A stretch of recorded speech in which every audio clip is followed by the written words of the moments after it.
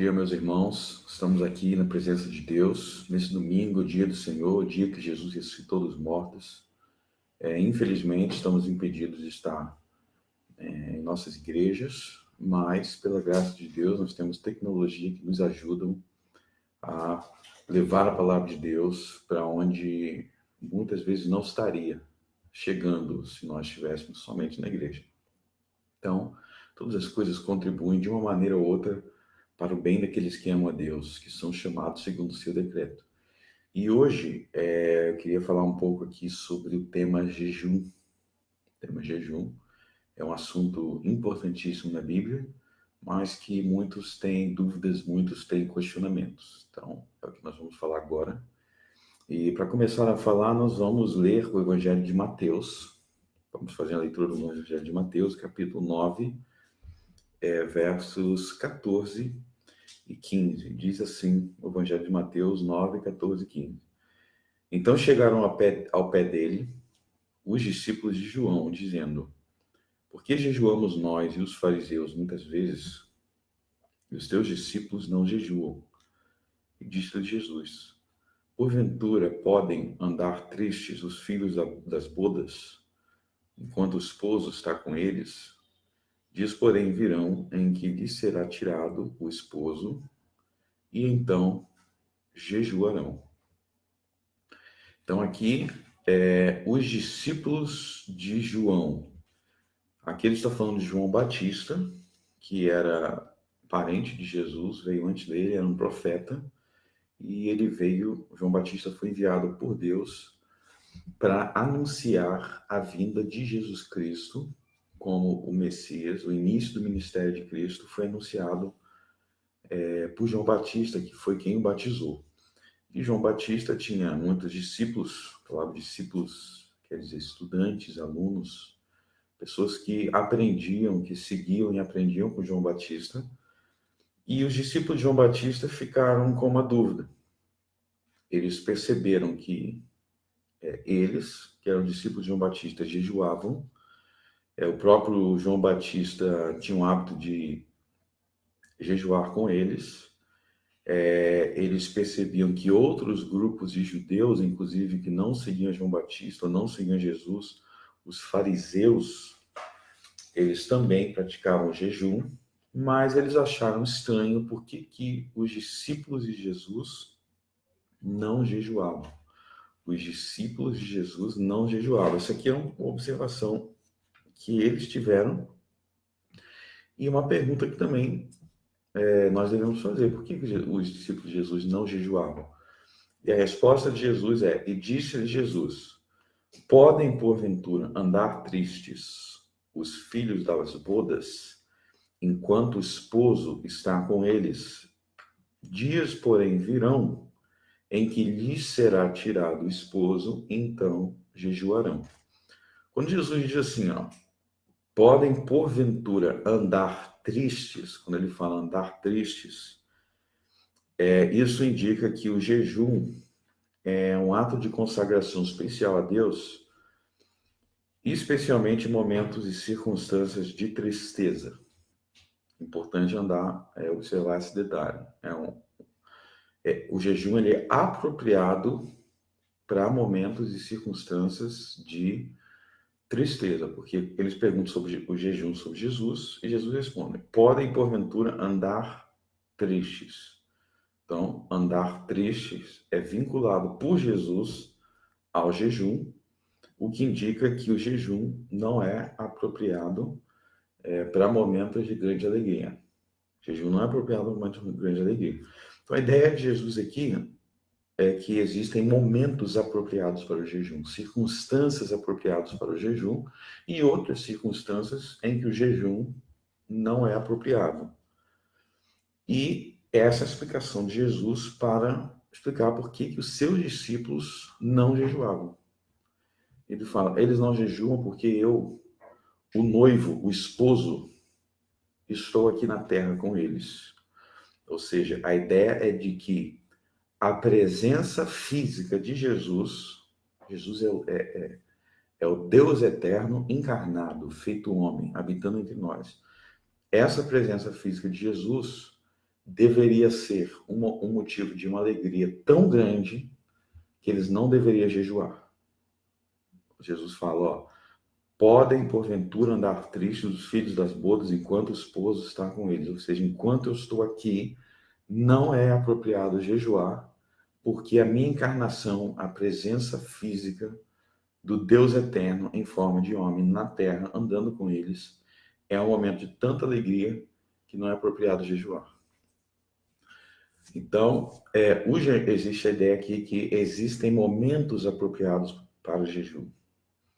É por isso que não é adequado que a igreja, por exemplo, marque dias específicos anuais em que todos os anos, naquela data ou naquele período, vai ter que ter o jejum. Por que não é apropriado? Como existe a questão do jejum da quaresma. Todos os anos, naquela época do ano, a igreja vai ter que jejuar, todos os cristãos do mundo têm que jejuar. Porque nós não sabemos se aquele momento, todos os anos, naquela época do ano, vai ser um momento apropriado para o jejum. Jesus ensina aqui que nem sempre é apropriado jejuar. E, inclusive, ele argumenta que o momento em que ele estava na terra não era apropriado jejuar, porque era um momento de grande alegria. Só que aí Jesus vai complementar. Ele diz, ó, dias, porém, virão em que lhe será tirado o esposo e então jejuarão. Ou seja, Jesus está falando, ó, vai chegar um tempo em que eu não vou estar mais fisicamente presente na terra, eu não vou estar mais fisicamente presente no meio dos seus discípulos.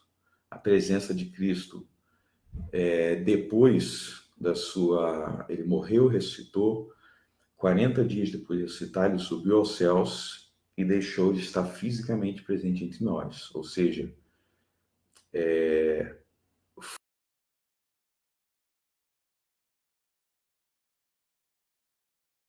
veja a presença, melhor, a presença física do esposo. Nós só temos a presença espiritual. Nós aguardamos a segunda vinda de Cristo, onde ele há de vir para julgar os vivos e os mortos, mas entre a ascensão de Cristo e a segunda vinda dele, ele não está mais fisicamente presente entre nós. Dias, porém virão, o verso 15, em que lhe será tirado o esposo, ou seja, a ascensão de Cristo, e então jejuarão. Ou seja, entre o momento em que Cristo estava presente fisicamente na terra, não era apropriado que os discípulos jejuassem, porque era muita alegria por ele estar ali.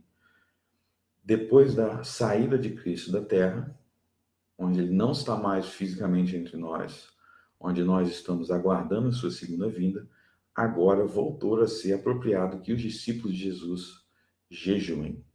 Ou seja, aqui Jesus ensina que o período entre a sua ascensão, quando ele deixou fisicamente o mundo, e a segunda vinda, vai haver períodos em que voltaria a ser apropriado a jejuar, como os discípulos de João faziam, e como até mesmo os fariseus faziam, e como muitos santos do Velho Testamento faziam em diversas circunstâncias. Nós vamos ver aqui, então, que o jejum é um ato de consagração especial a Deus em momentos de circunstância de tristeza que sempre acompanham orações. Ou seja, o jejum não vai ser simplesmente ficar sem comer. Mas o jejum, ele inclui o não comer, mas esse não comer faz parte de um contexto maior de consagração a Deus. Faz parte de um contexto maior de consagração a Deus. E por isso que nós vamos ver que ele sempre acompanha orações. Sempre, todos os textos bíblicos que falam sobre jejum sempre falam sobre oração. Nós vamos ver alguns aqui para ilustrar essa ideia que eu acabei de falar. No livro de Jonas, capítulo 3, versos 1 ao 8, eu vou ler.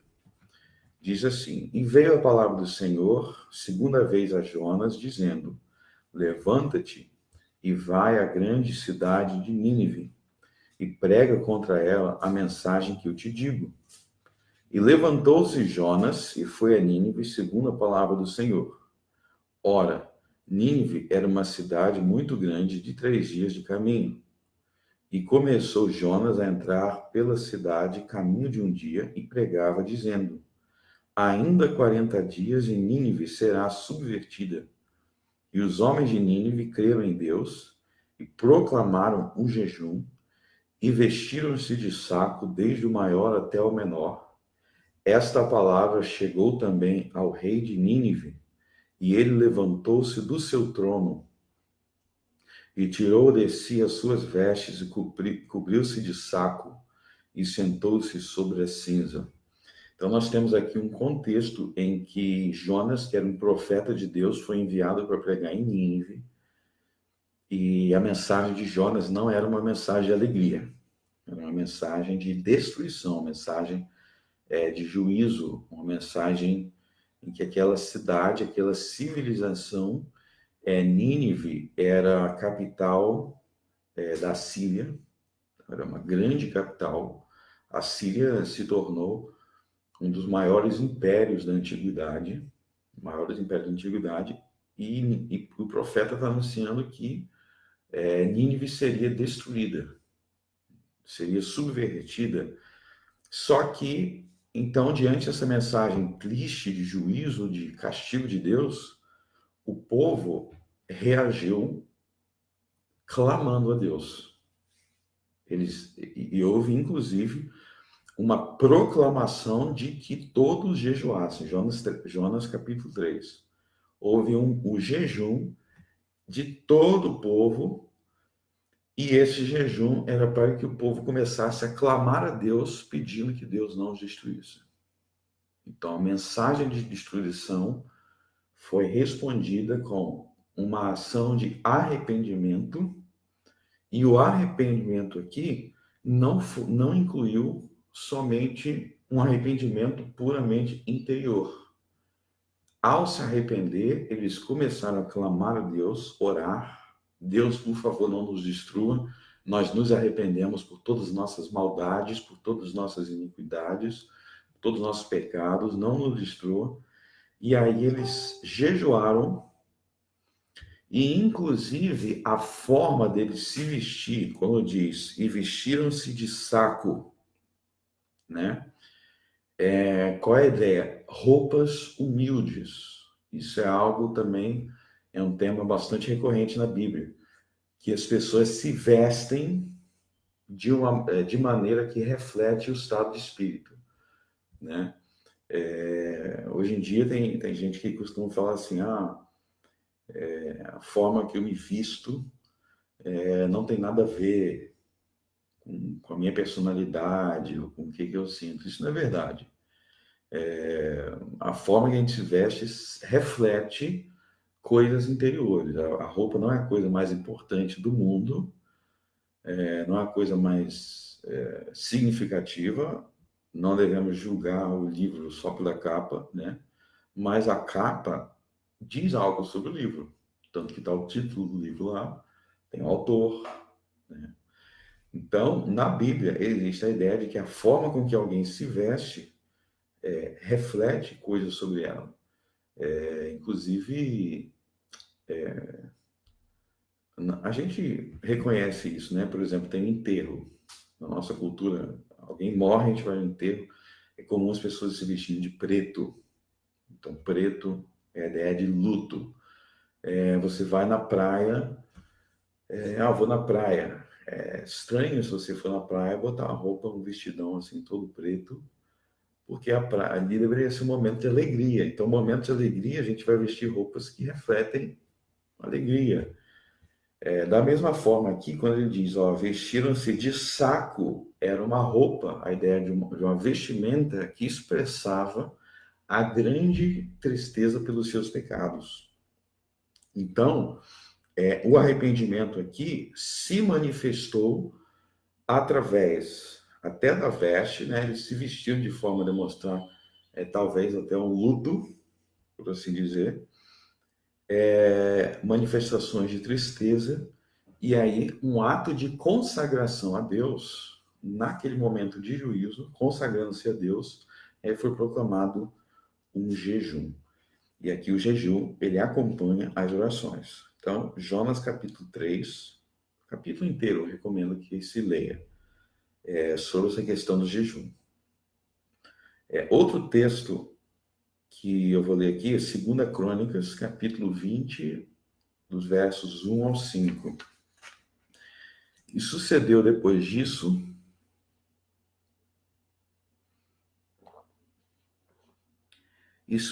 que depois disto, os filhos de Moabe e os filhos de Amon, e com eles outros dos amonitas, vieram a peleja contra Jeosafá. Então vieram alguns que avisaram a Jeosafá, dizendo: Vem contra ti uma grande multidão da além do mar da Síria, e eis que estão em Azazon Tamar, que é em Gedi.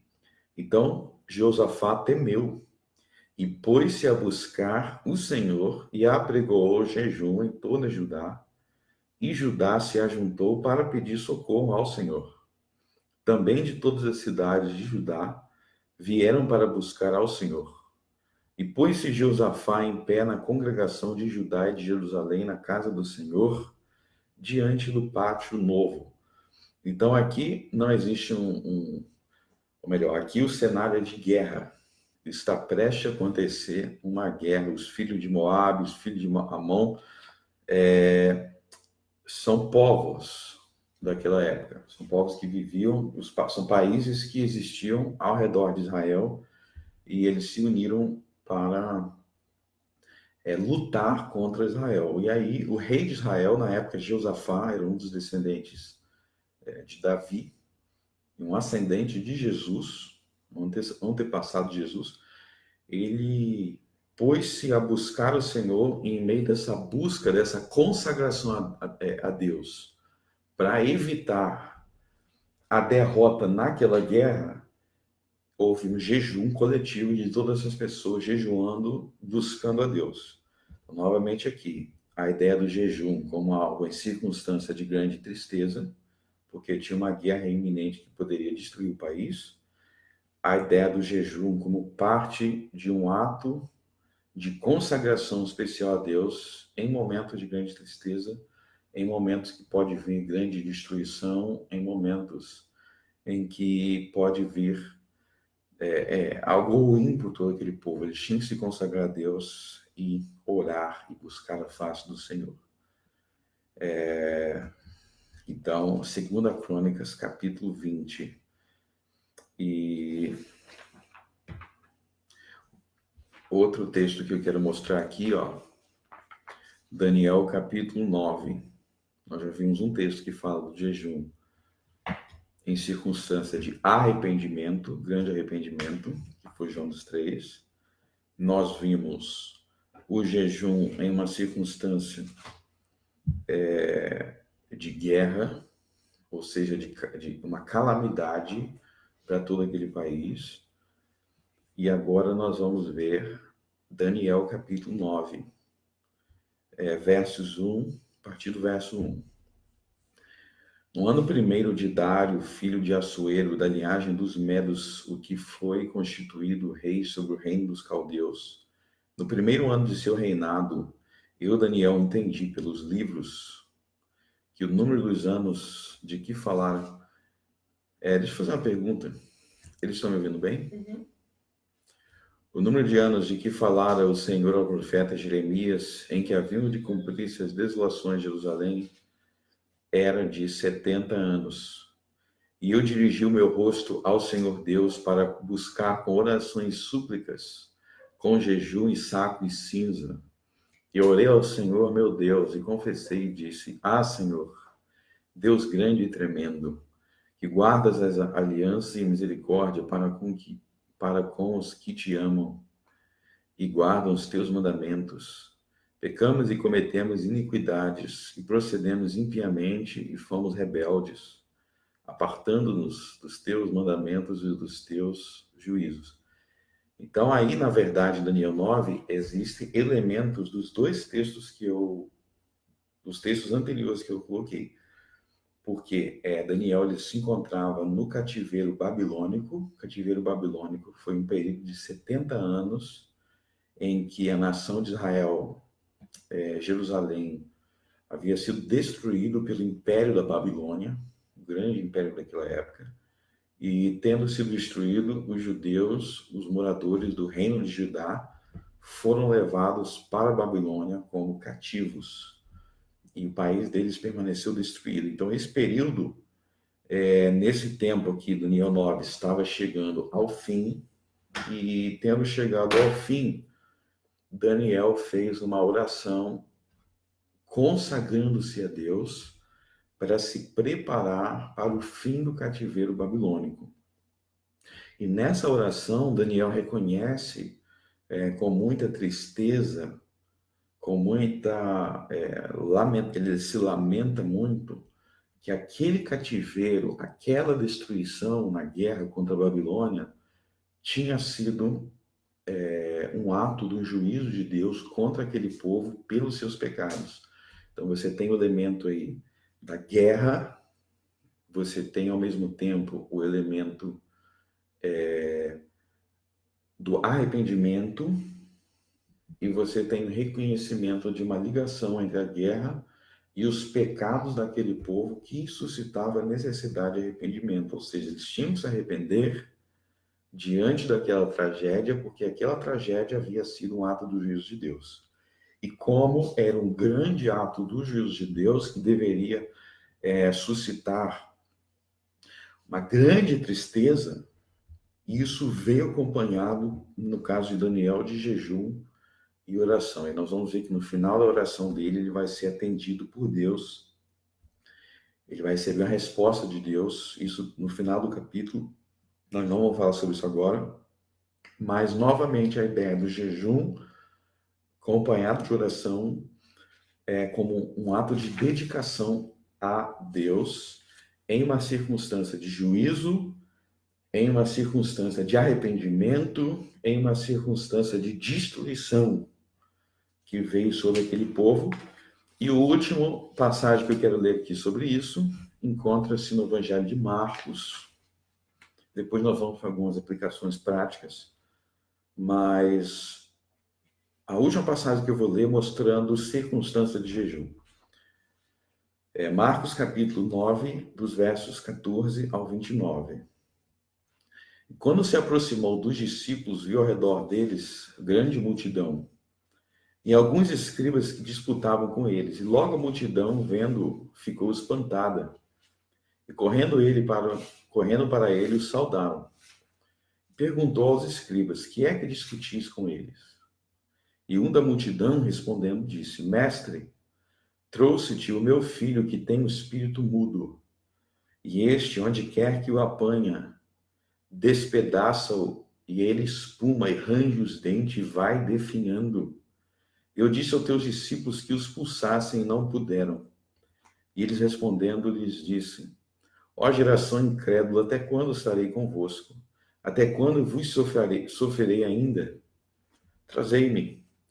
E trouxeram-me, e quando ele o viu, logo o espírito o agitou com violência, e caindo endemoniado por terra, revolvia-se, escumando. E perguntou ao pai dele: quanto tempo há que lhe sucede isto? E ele lhe disse: desde a infância. E muitas vezes o tem lançado no fogo e na água para o destruir. Mas se tu podes fazer alguma coisa, tem compaixão de nós, ajuda-nos. E Jesus disse-lhe: se tu podes crer, tudo é possível ao que crê. E logo o pai do menino, clamando com lágrimas, disse: eu creio, Senhor, ajuda a minha incredulidade. Jesus, vendo que a multidão concorria, repreendeu o espírito imundo, dizendo: espírito mudo e surdo, eu te ordeno, sai dele e não entres mais nele. E ele, clamando e agitando com violência, saiu, e ficou o menino como morto, de tal maneira que muitos diziam que estava morto. Mas Jesus, tomando pela mão, o ergueu, e ele se levantou. E quando entrou em casa, os seus discípulos lhe perguntaram à parte: por que o não podemos nós expulsar? E disse-lhes: esta casta não pode sair com coisa alguma, a não ser com oração e jejum. Marcos capítulo 9, versos 14 a 29. Nós vemos aqui, então, o caso de um menino que era surdo e mudo, e, além disso, ele revolvia-se escumando, e o texto diz que a razão para ele ser assim é que ele tinha um demônio, ele era endemoniado.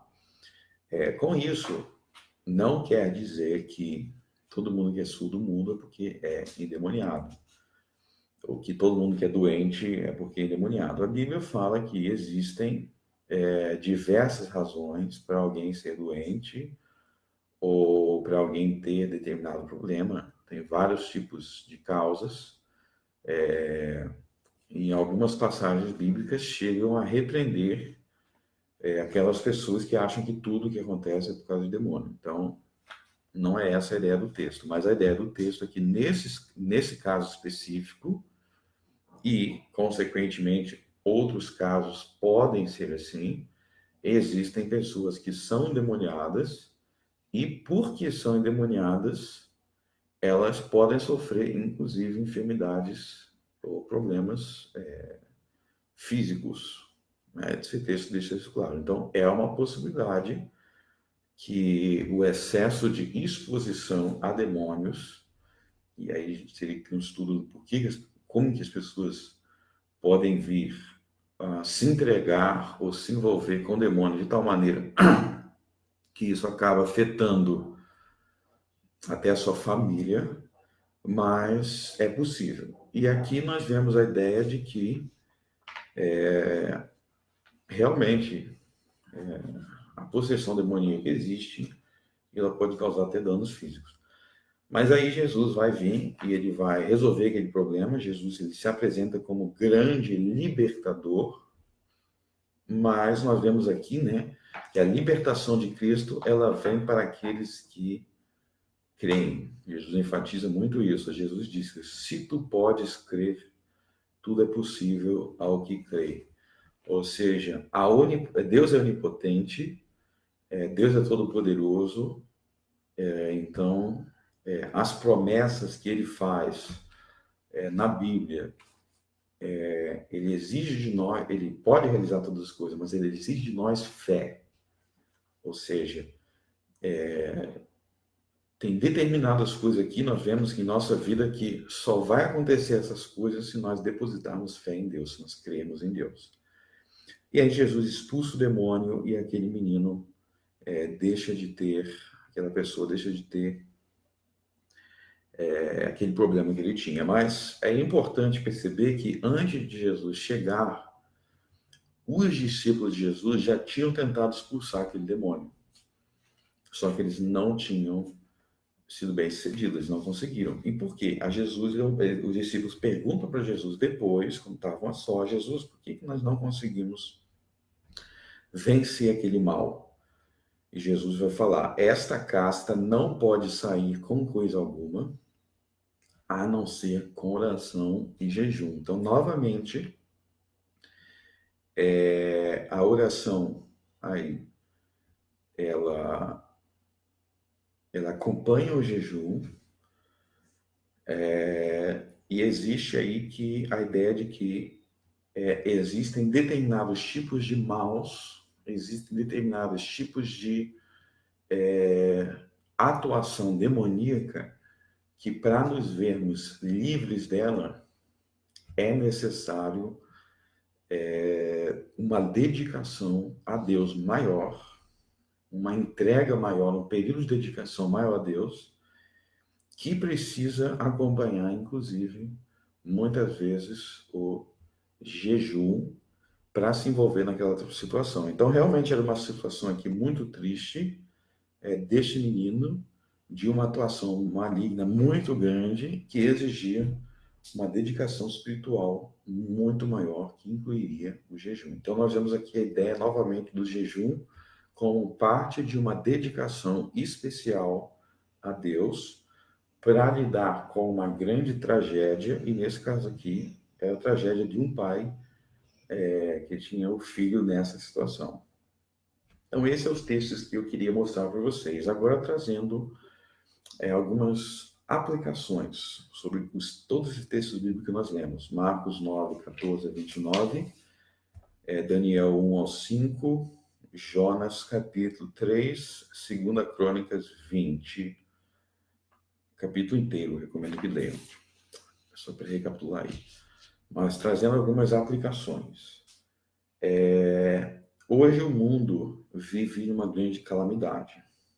Desde que foi descoberto aí a questão do coronavírus, né? Esse vírus que tem afligido muitas nações, o mundo inteiro tem vivido uma grande calamidade. Infelizmente, as autoridades chinesas não tomaram as atitudes corretas, e aí nós temos um monte de questões que ainda não foram respondidas e precisam ser respondidas. Eu espero que sejam respondidas depois que a poeira baixar. Eu espero que muitas coisas que não estão respondidas sobre a atuação da China venham à luz. Então, nós temos um perigo que veio da China, e esse perigo que veio da China tem causado destruição no mundo inteiro. E a destruição, o impacto é ainda pior em países em desenvolvimento, países mais pobres, como é o caso do Brasil. Então, nós temos, além do problema da doença, né, a doença em si mesma, as mortes que têm ocorrido, mas, como disse recentemente o nosso ministro da Saúde, aqui do Brasil, é algo que afeta não só a vida, mas é algo que afeta a política, é algo que afeta a economia, é algo que afeta várias áreas, e nós sabemos que a economia também inclui a vida. A economia não é uma questão primariamente de luxo. A economia se a gente puder resumir a economia em uma frase, a economia é recursos, como nós conseguimos os recursos para preservar a vida humana. Como nós conseguimos recursos para preservar a vida humana.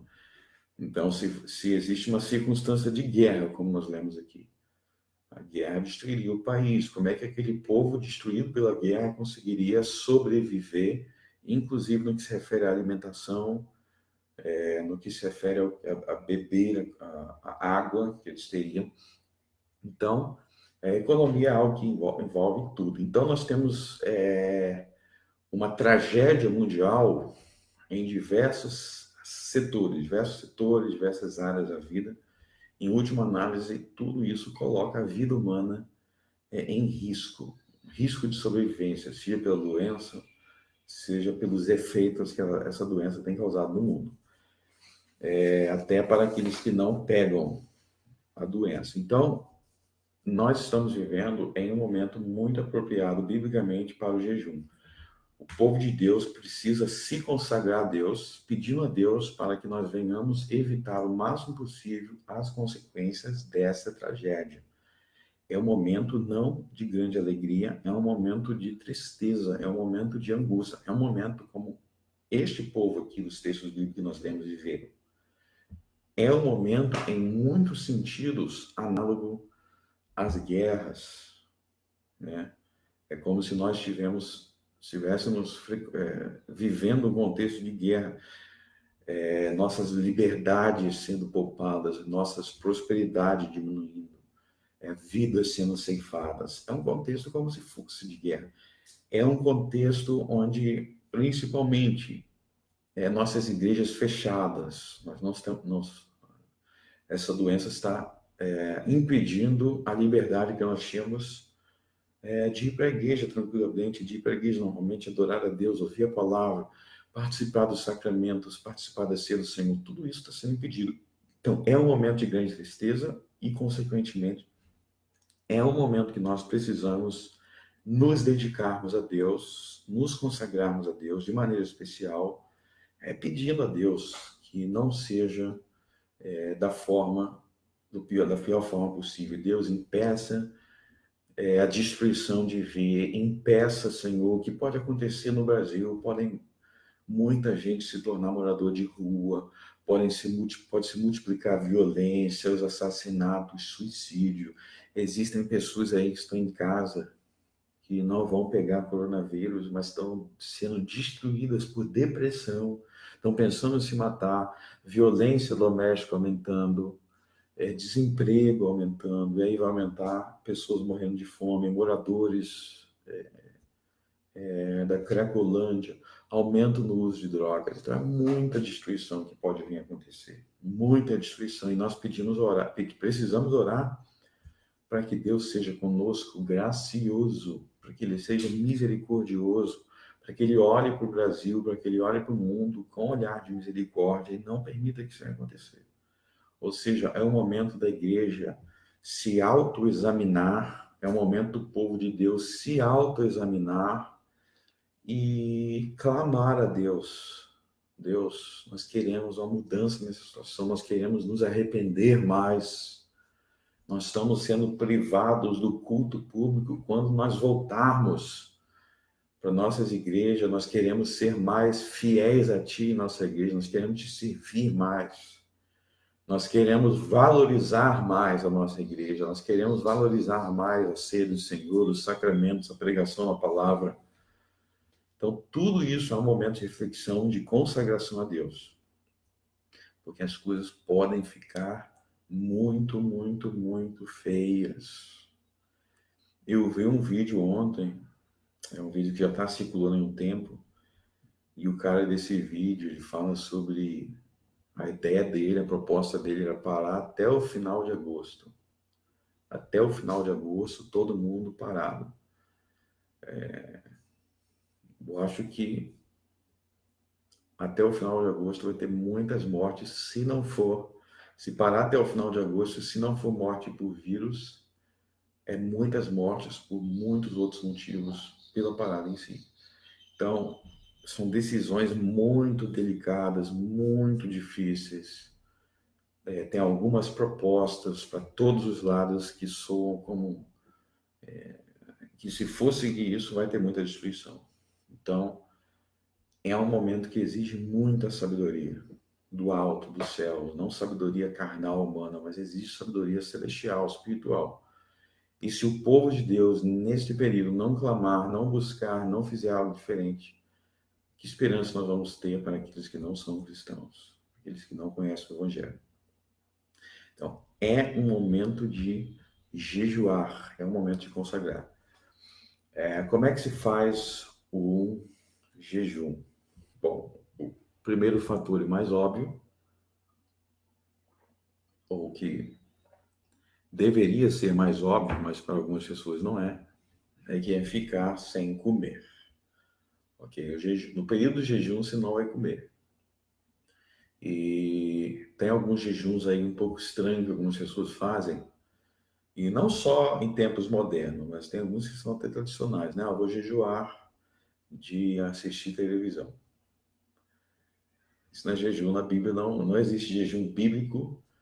Na Bíblia não existe jejum de televisão. Vou jejuar de comer batata frita ou hambúrguer. Não, isso não é jejum. Eu vou jejuar de comer carne, mas vou comer um peixe. Não existe jejum parcial de um tipo de comida que você mais gosta, ou de um tipo de coisa que você mais gosta. Isso não existe na Bíblia. Não existe precedente para fazer esse tipo de jejum de coisas favoritas suas. E a maneira que nós servimos a Deus, a maneira que nós adoramos a Deus, deve ser da maneira que a Escritura ordena. Então, se nós formos jejuar, vamos fazer jejuns seguindo formas de jejuar que a Bíblia escreve. E aí tem muita gente que tem problema com o jejum, porque o momento vai pensar, se eu vou ficar sem comer, mas aí vai ser muito triste eu ficar sem comer, eu vou ficar sem meu almoço. O que eu mostrei aqui em todas as passagens? O jejum é um momento de tristeza, é um momento triste. Então, o momento é de tristeza. O jejum faz parte de um momento de tristeza. Então, não faz sentido a gente falar assim, mas eu queria estar um pouco comendo aquele meu X favorito enquanto... Não, o jejum, ele faz parte desse momento de tristeza. Então, não adianta, não faz sentido você falar assim, eu estou jejuando, mas eu só vou aqui comer as minhas comidas favoritas e eu vou jejuar só de salada. Não faz sentido. Então, o jejum você tem que eliminar completamente a comida, mas em jejum, espiritualmente falando, não é só ficar sem comer. Então, você vai ficar sem comer, mas nesse período que você vai ficar sem comer, você vai ter um período de consagração a Deus. Ou seja, não é só ficar sem comer, mas o ficar sem comer faz parte de um meio de graça que tem um contexto maior, e neste período de jejum há uma consagração maior a Deus, e por isso, além de ficar sem comer, você vai ficar em espírito de oração, você vai ficar lendo a Bíblia, você vai ficar ouvindo e cantando louvores a Deus, você vai ficar...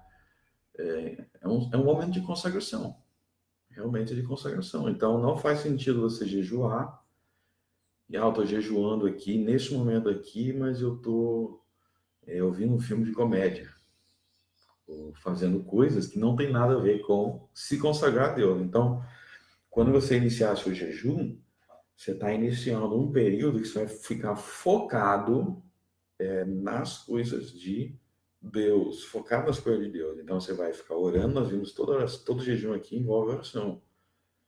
E aí, infelizmente, tem muitos cristãos que não têm uma habilidade de orar por períodos mais prolongados. É o momento para iniciar isso. Orar por mais tempo. Orações mais longas. Como nós vimos aqui, realmente clamor, é um clamor em meio a uma situação desesperadora. Desesperadora. Então, o momento de jejum é oração, leia a Bíblia, medite sobre a Bíblia, louve a Deus, cante louvores a Deus. E as conversas que você tem com as pessoas, procure, se esforce para focar em conversas que reflitam esse momento de consagração. Então, se está no momento de consagração a Deus, mantenha as conversas que você tem em um tom espiritual, evitando conversas desnecessárias.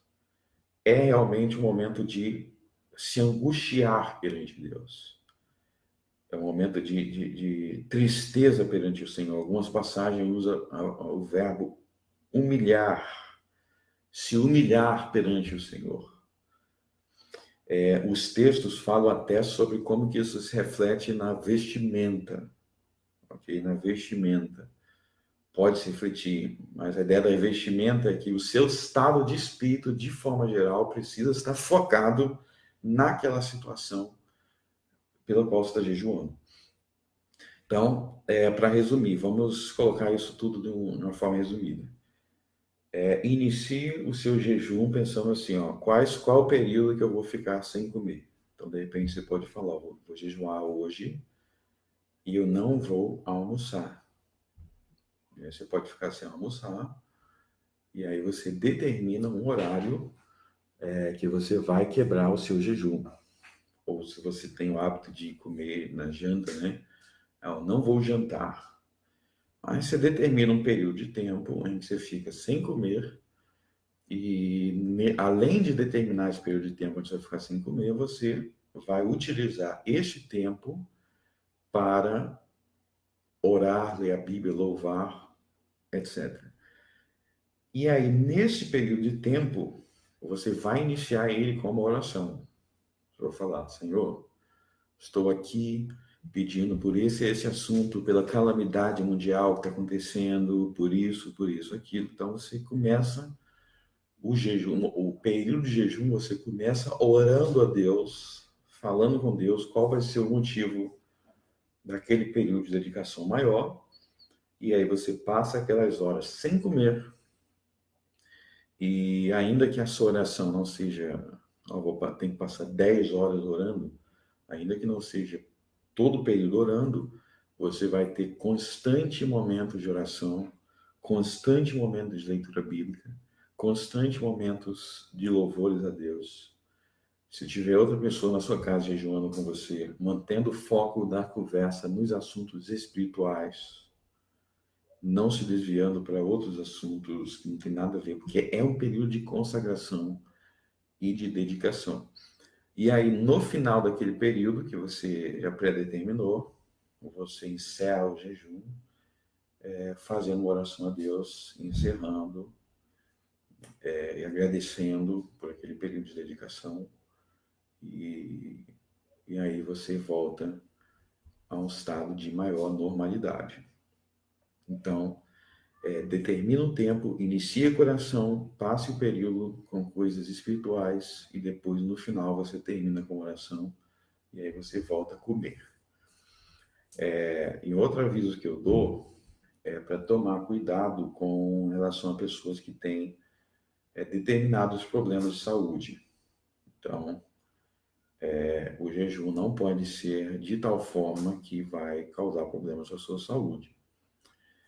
Nós temos exemplos bíblicos de situações miraculosas, onde, por exemplo, Jesus, no momento dele no deserto, antes dele iniciar a sua pregação pública, antes de Jesus começar a pregar propriamente dito, no início do seu ministério, ele passou um tempo no deserto, ele jejuou por 40 dias. Agora, a maioria das pessoas não tem essa capacidade porque ali é a ideia de algo realmente miraculoso, extraordinário. Então, não tente fazer coisas que seriam necessários, milagres, para acontecer. É igual falar assim, Jesus ele ressuscitou um morto, não quer dizer que se você tem poder de ressuscitar um morto. Para ressuscitar um morto tinha que ter um milagre, né? Então, tome cuidado com algumas práticas de jejum que podem causar danos à saúde. Especialmente estou falando se você tem algum problema médico, você tem que ver até onde você pode ir com o seu problema. Então, tome cuidado com a saúde. O jejum, quando ele é feito corretamente, ele faz muito bem para a saúde, até em termos naturais, medicinais. O jejum ele tem efeitos bons para a saúde. Mas tome cuidado de não fazer isso da forma errada e irresponsável. Mas o que eu queria trazer era isso. Esse é um momento de grande tristeza, de grande calamidade. Antigamente, era comum as nações convocarem jejum público.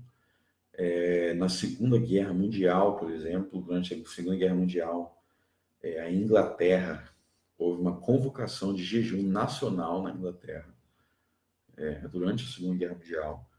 Hoje em dia, as nações estão mais, pelo menos não vou dizer de todas as nações, mas muitas nações estão mais distantes do cristianismo. Algumas estão mais perto, né?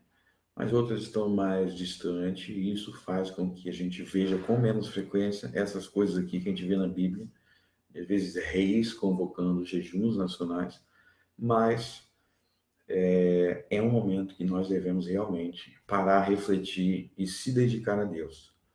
Então, faça isso, faça um jejum para a situação que nós estamos vivendo. Eu tenho fé, eu tenho certeza que as igrejas que estiverem se posicionando assim vão ser especialmente abençoadas por Deus diante dessa calamidade. As igrejas que seguirem isso aqui que a Bíblia ensina, que é jejuar, vão ser especialmente abençoadas por Deus, porque no momento da tragédia, essas igrejas demonstraram lembrar-se das coisas que a Bíblia ensina sobre situações assim.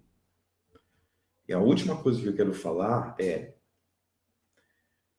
creia na providência de Deus. creia na providência de Deus. E crer na providência de Deus, meus irmãos, não é, como muitos ensinam e como muitos têm dito, achar que haja o que houver, sempre existe, fala assim, haja o que houver, tá tudo na paz. Haja o que houver, fique tranquilo. Não esquente a cabeça. Deus está no controle, então não esquente a cabeça. Meus irmãos, realmente Deus está no controle. Deus é soberano, Deus está no controle. Mas na Bíblia, Deus é soberano, Deus está no controle, não é só motivo para eu dizer não esquenta a cabeça, mas é motivo muitas vezes para falar se arrependa, jejue, clame, tema, trema, porque Deus no controle pode ser que Deus está querendo destruir. Então, por exemplo, quando Jonas foi pregar em Nínive, Deus estava no controle? Sim, Deus estava no controle, mas isso não foi motivo dos ninivitas falar assim, Deus está no controle, então fica todo mundo na boa, fica todo mundo tranquilo, porque Deus está no controle. Não, pelo contrário, Deus está no controle, então ele pode estar querendo nos destruir. Deus está no controle, então ele pode estar querendo trazer uma grande tragédia. Na Bíblia, Deus traz tragédias. Logo, Deus está no controle, é sim motivo de se tranquilizar, mas além de se tranquilizar, também é motivo de temer, de tremer, depende da circunstância. Diante do juízo, o controle de Deus é motivo de arrependimento, de consagração, não é motivo de fica na boa, não vai acontecer nada. Fica tranquilo é quando nós estamos nos posicionando bem. Deus está no controle. Como é que está a minha vida? Estou vivendo uma vida de arrependimento. Então posso ficar na paz que Deus está no controle. Agora, se nós precisamos de arrependimento, se nós precisamos deixar a nossa negligência espiritual, se nós precisamos nos posicionar de uma maneira mais correta, a soberania de Deus não é motivo de tranquilidade, é motivo de se posicionar, correr para fazer alguma coisa para não mudar a nossa vida. Não existe base bíblica para se tranquilizar diante do juízo de Deus para aqueles que são a causa de seu juízo, para aqueles que são o motivo de seu juízo. Então, infelizmente, nós transformamos a doutrina da soberania de Deus e nós só pegamos uma parte dela, uma parcela. E a outra parte é que a soberania de Deus estava prestes a destruir os ninivitas, e por isso os ninivitas tinham que se posicionar. Essa parte está sendo esquecida. Nós vemos muito assim, a Ori, sempre que acontece uma tragédia mundial, surgem os filtros do Facebook, né? Pray for, ore por tal país, ore por tal país. Mas orar não vai ser eficaz se não houver fé, que Jesus ensinou, se não houver arrependimento. Então não é suficiente orar se essa oração não for acompanhada de fé e arrependimento, e a soberania de Deus, ela não somente tranquiliza, ela também traz juízo. Então, se nós queremos que Deus nos socorra, se nós queremos que Deus socorra o nosso país, as nossas igrejas, as nossas famílias, os nossos empregos, nós temos que nos posicionar dizendo, Deus, eu quero ser fiel a Ti, eu me arrependo dos meus pecados. Do contrário, por que Deus vai nos proteger? Por que Deus vai proteger a nossa família se nós não nos preocupamos em obedecê-lo e ser fiel a Ele? Então, é um momento não somente para se tranquilizar, mas também é um momento para se humilhar diante de Deus, para buscar a sua face, para se arrepender, para sentir, sim, muitas vezes o tremor. E por isso é um momento para jejuar, para se consagrar a Deus. Não pense que as coisas acontecem por acaso. Tudo está nas mãos de Deus, tudo está debaixo do controle de Deus. Deus é soberano e por isso ele exige de nós, muitas vezes, sim, uma resposta de confiança, paz, tranquilidade, crendo nele, confiando nele, mas muitas vezes não só tranquilidade e paz, mas posicionamentos firmes, concretos, arrependimento, consciência de que o juízo de Deus ele é tão real quanto o socorro de Deus. Então, meus irmãos, vamos jejuar, vamos buscar a face do Senhor, vamos nos consagrar a Ele. É a palavra que eu queria deixar aqui e nós vamos encerrar com uma oração. Senhor, nosso Deus, nosso Pai, graças te dou por Jesus Cristo, nosso Mestre, que nos ensinou todas as coisas por meio da sua palavra. Obrigado, Jesus, por ter nos ensinado a jejuar, a nos dedicarmos a Ti. Que nós venhamos, Senhor, neste momento, seguir o exemplo dos profetas, dos apóstolos e do próprio Mestre, de jejuar em circunstâncias em que o jejum é necessário. Nos ensina, Senhor, a utilizar os Teus meios de graça. E que nós venhamos ter um coração humilde para nos dedicarmos a Ti diante desta grande tragédia. Nosso povo, Senhor, não venha a sofrer tudo o que nós merecemos. Nós reconhecemos que nós merecemos isso e muito mais. Mas, ao mesmo tempo, nós apelamos para a Tua misericórdia. Sabemos que Tu és um Deus perdoador para aqueles que se arrependem e clamam a Ti com sinceridade. Por isso, Senhor, nós cremos que nós podemos evitar uma tragédia maior. Não porque nós não merecemos, mas porque Tu és compassivo. Olhe para nós, Senhor, como Tu olhaste para o povo de Nínive e tantos povos que Tu perdoastes. No nome de Cristo eu oro. Amém.